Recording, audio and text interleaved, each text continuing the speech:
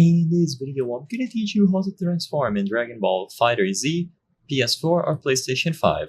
To do transformations in this game, you will have to do specific inputs. However, transformations are not a universal mechanic for all characters like in some other Dragon Ball games. Instead, these transformations are unique to specific characters and they are typically executed as part of a special move or super attack, so keep that in mind. This isn't a really major mechanic in FighterZ or Fighters, and I'm gonna showcase the characters that can do this and they will get a significant power up when you initiate these transformations. The first one is going to be Frieza. By doing the super special attack with these inputs that you can see here, they are the same inputs, just visually different, of course.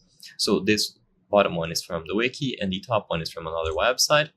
By doing these inputs, you can transform into Golden Frieza, so a cutscene will play out, and Frieza's golden form will be a temporary power-up activated through the level 1 super. When you activate it, Frieza's appearance will change, and he will receive significant buffs to the damage output and the speed. This particular transformation only lasts for a limited amount of time, so keep that in mind. It is a timed transformation. Next, you have Adult Gohan. Adult Gohan has a unique mechanic called Potential Unleashed, so by using his super special attack, level 3 super, you will be able to power up his ultimate form. This is not a time transformation, it is a permanent state for the rest of the match. In this unleashed state, Gohan gains access to more powerful versions of his special moves and enhanced combo potential. So by just doing your usual moves when you are fighting, you will notice some enhancements like more range, speed, and so on. And finally, the one that I believe most people will be interested in is Goku Super Saiyan 3. So to get SSJ3, you will need to perform a Super Kamehameha.